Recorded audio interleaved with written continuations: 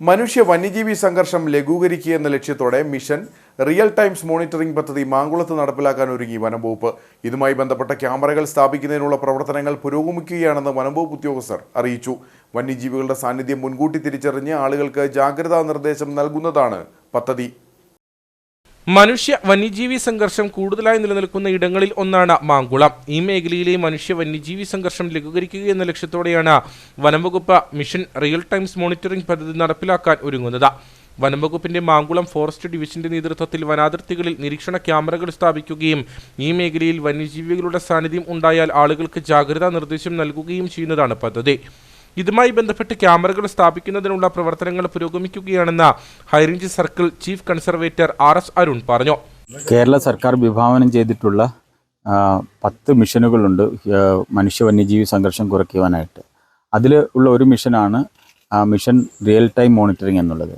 അപ്പോൾ ഈ മാങ്കുളം ഡിവിഷൻ്റെ കീഴിൽ കഴിഞ്ഞ വർഷം തന്നെ നമ്മൾ AI ക്യാമറകൾ സ്ഥാപിച്ച് മുന്നറിയിപ്പ് നൽകുന്നതിനായിട്ടുള്ള AI ക്യാമറ ഇവിടെ സ്ഥാപിച്ചിട്ടുണ്ട്. അത് കൂടുതൽ വിപുലീകരിക്കുന്നതിനായിട്ട് ഇപ്പോൾ കിംസ് ഹെൽത്ത് കെയർ CSR ഫണ്ടിലൂടെ നമുക്ക് ഇത് കൂടുതൽ സ്ഥലങ്ങളിലേക്ക് ഈ AI ക്യാമറ സിസ്റ്റം വ്യാപിപ്പിക്കുവാൻ വേണ്ടിയിട്ട് നമ്മളിപ്പോൾ ഓൾറെഡി സ്റ്റാർട്ട് ചെയ്തിട്ടുണ്ട്. അതിൻ്റെ എക്യുപ്മെൻറ്റ്സും കാര്യങ്ങളും എത്തിയിട്ടുണ്ട്.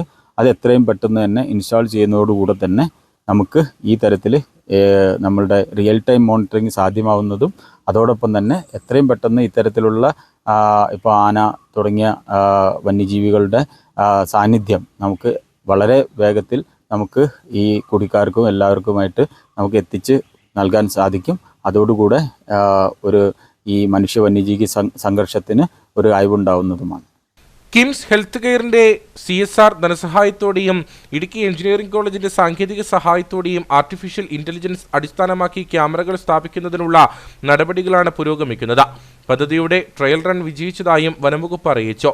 ജനവാസ മേഖലയ്ക്കരികെ കാട്ടാനയടക്കമുള്ള വന്യജീവികളുടെ സാന്നിധ്യം മുൻകൂട്ടി തിരിച്ചറിയാൻ സാധിച്ചാൽ ജനവാസ മേഖലയിലേക്ക് എത്തും മുമ്പേ അവയെ വനത്തിലേക്ക് തുരത്താൻ സഹായകരമാകുമെന്നാണ് വനംവകുപ്പിന്റെ പ്രതീക്ഷ.